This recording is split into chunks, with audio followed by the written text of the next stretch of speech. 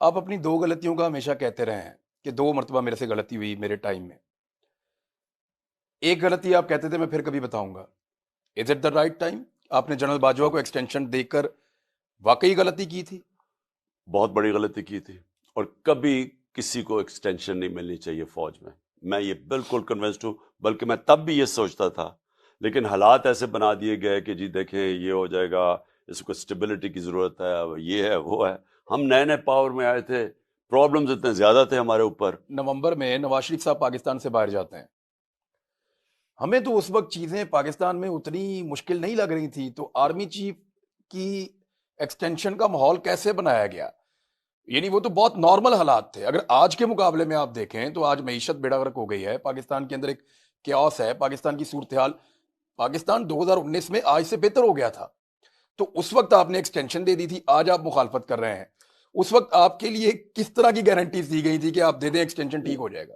دیکھیں کوئی گارنٹیز نہیں تھی، میں نے کوئی گارنٹیز نہ مانگی نہ دی. ہمارے ساتھ اس وقت کوآپریشن 100% تھی. ایک طریقے لبیک والا وہ کھڑا تھا.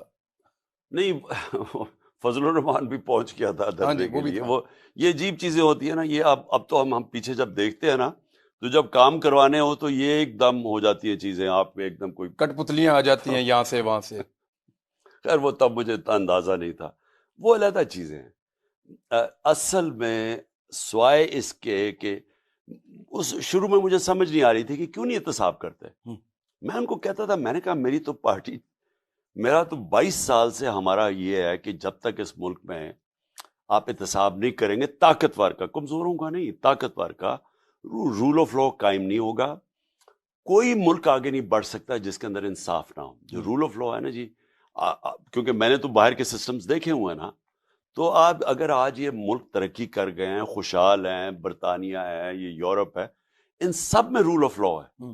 کوئی طاقتور قانون سے اوپر نہیں، کوئی قبضہ گروپ نہیں، کوئی تھانے کچہری کی پالیٹکس نہیں، کوئی پلاٹس کے اوپر قبضے نہیں ہو جاتے. لوگوں کو انصاف ملتا ہے، وہ پھر آزاد ہو جاتے ہیں، ان کے حقوق ہیں، وہ آگے نکل جاتے ہیں. میں ان کو یہ سمجھا رہا تھا کہ جب تک آپ ان کو نہیں نیچے لے کے آتے اور یہ اس طرح دندناتے پھریں گے، یہ ملک کو آگے نہیں چلنے دیں گے. میں ان کو سمجھاتا گیا. وہ کہیں آپ فکر نہ کریں، ہم یہ، اور وہ ان سے ڈیلز کرتے رہیں.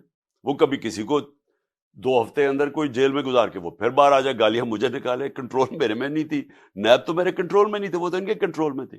یہ مین ڈفرنس تھا. اگر آپ میرے سے پوچھیں نا کہ پرابلم کدھر آ رہا تھا، وہ یہ تھا کہ یہ بلیو ہی نہیں کرتے تھے، یہ کرپشن کو بری چیز سمجھتے ہی نہیں تھے. تو یہ غلطی آپ سے ایکسٹینشن کی ہو گئی، اور اس کے بعد ساری جماعتوں نے مل کر جب ایکسٹینشن دی جنرل قمر جاوید باجوہ صاحب کو، جس طرح تمام اراکین پہنچے اور پہنچ کے انہوں نے ووٹ ڈالا، جیسے شادی میں پنجابی میں کہتے ہیں نیوندرا ڈالنے آئے ہیں. تو جس طرح شادی میں لوگ پیسے دینے آتے ہیں نا بڑے آدمی کی شادی میں اپنا منہ دکھانے کے لیے کہ دیکھو میں بھی آیا اور میں نے پیسے دیے، اس طرح جنرل باجوہ کی ایکسٹینشن میں سب نے ووٹ ڈالا. اس وقت آپ کو حیرت نہیں ہوئی کہ باجوہ صاحب نے یہ سارے کیسے اکٹھے کر لیے؟ اس کے بعد تب سے مجھے فیلنگ ہوئی کہ انہوں نے بات چیت شروع کر دی تھی نون لیگ سے. اصل میں ان کی تب بات چیت شروع ہو گئی تھی، جیسے وہ آئے جھوک در جھوک ووٹ ڈالنے. اور نہیں انہوں نے ان کو ادھر سے میرے خیال میں کوئی ایشورٹی بھی دی ہوگی. ایشورٹی تو خیر وہ سب کو دے دیتے تھے، لال بتی کے پیچھے تو سب لگ جاتے تھے، لیکن میرے خیال میں ادھر سے انہوں نے بات چیت ان سے شروع کی، جو آخر میں پھر جب یہ جنرل فیض کو ہٹایا گیا تب کلیئر ہو گیا کہ انہوں نے ان سے پھر فیصلہ کر لیا تھا مجھے ہٹانے کا.